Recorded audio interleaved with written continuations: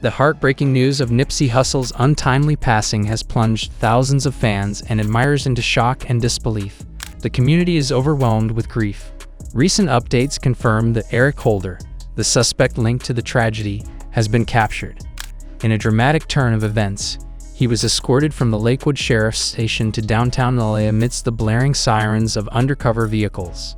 Recalling the events of March 31, 2019 events, Nipsey Hussle visited his store, The Marathon Continues, at a mall intersection on Slauson and Crenshaw.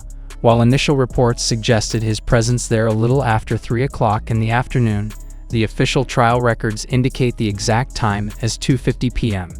He emerged from his black parked car, unaccompanied by security, displaying the humility of a celebrity. Nipsey Hussle warmly greeted people in the parking lot, graciously signing autographs and posing for photos with his fans. Despite his affiliation with the Rolling 60s, Nipsey was revered and respected, even by members of rival gangs. Engaged in conversation with friends, little did he know that the countdown had begun, marking the beginning of the end.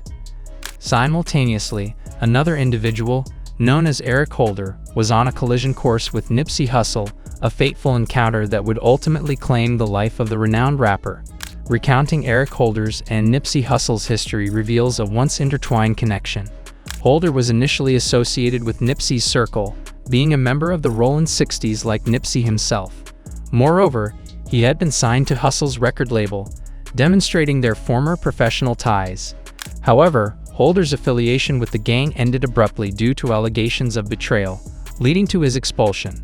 During the events leading up to the tragic incident, Holder was accompanied by his female companion, Brianna Nicholson, aged 35. Unbeknownst to her, Holder harbored malicious intentions toward the rapper Nipsey Hussle.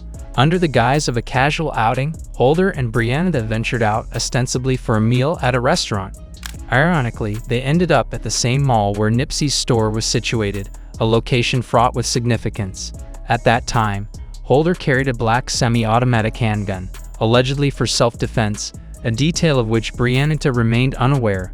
Upon their arrival at the mall, Nipsey Hussle's fate took an unsuspecting turn. Surveillance cameras captured Brianna's 2016 white Chevrolet Cruz pulling into the parking lot alongside Nipsey and his companions, Herman Douglas, Cowboy, and Nathan Mackenzie, Rimpa. As their car rounded the corner, Nipsey inquired of Wendell, "Is that shitty?" Brianna's excitement was evident as she exclaimed to Eric Holder, "Hey, that's Nipsey Hussle." Later, she would testify in court, providing a detailed account of her expressions. Perhaps unknowingly, her actions may have intensified the impending tragedy. In a conversation with Holder, she mentioned her previous relationship with Nipsey, unaware of the animosity between Holder and the rapper. Despite her revelation, Holder scarcely acknowledged Nipsey's presence, a subtle indication of the imminent tragedy about unfolding. Holder proceeded with his routine, seemingly unaffected.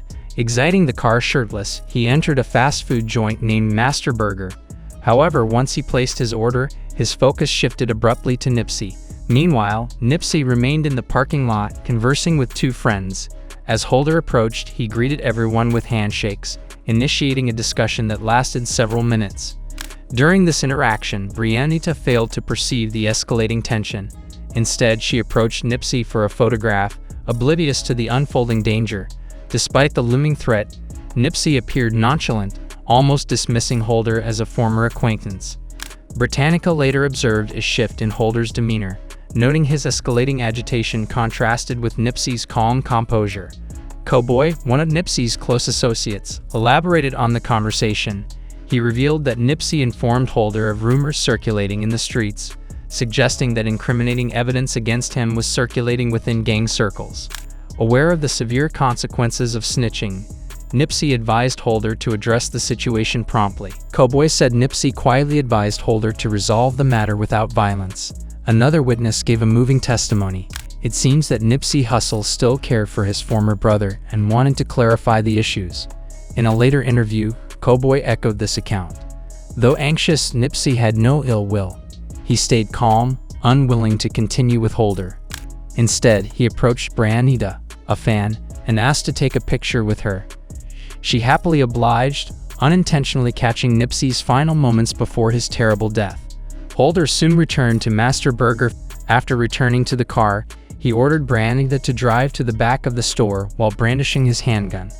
He sneaked into the mall where Nipsey and his friends were talking. After exiting the car, Holder opened fire with a .40 caliber semi-automatic handgun and a revolver without warning. This brutal onslaught hit Nipsey 10 times. Holder kicked Nipsey in the head before running via the alley. While doing the heinous deed, Holder said, "You're through," to Nipsey, who reportedly replied, "You got me." The attack left Nipsey on the ground struggling for his life. About 3:20 p.m. 2 others were less badly injured. Nipsey Hussle was unconscious and bleeding when paramedics arrived. They tried to revive him in the final seconds of his awful death. Despite their best efforts, Nipsey's condition worsened quickly as he was taken to the emergency room by ambulance. Nipsey died at the hospital from his injuries. The time between the 3:20 p.m. gunshot and his 4 p.m. hospital arrival was crucial. Nipsey was shot in the head, chest, belly, and foot, cutting his spine and puncturing his lungs. Nipsey's death shook the world, and people came together to remember him. While medical workers cared for other victims, Holder fled via alleyways with murder weapons. His return to the car where Brianna was waiting was videotaped by surveillance cameras. She panicked and asked him about the situation, unknowing that Holder had targeted Nipsey Hussle. Holder raged at Brianna and threatened to punish her for not driving. Despite initially denying any involvement in Nipsey Hussle's incident, rumors spread quickly, jeopardizing Holder and others. His family was threatened and his brother committed himself under the pressure. Holder was arrested on April 2 in Bellflower after the LAPD quickly spread information about his detention. He was charged with murder, 2 attempted murders, felonious firearm possession, assault, and gun assault. Holder was responsible for Nipsey's unfortunate death due to overwhelming evidence. Holder's fate hinged on manslaughter or first-degree murder charges, which may lead to life in prison. Holder's legal team tried to portray the incident as a crime of passion, claiming he acted impulsively after being branded a snitch rather than planning to kill Nipsey. Holder was left unconscious with a swollen eye and razor-cut staples by fellow convicts who wanted revenge before the trial. Despite this draconian retribution, the jury convicted Holder of first-degree murder, sealing his doom. After receiving a lengthy prison sentence, Eric Holder must face the consequences of his crimes. Although Nipsey Hussle's loved ones still grieve, they find consolation in the fact that his killer was convicted. Despite his death, Nipsey's legacy inspires and empowers future generations.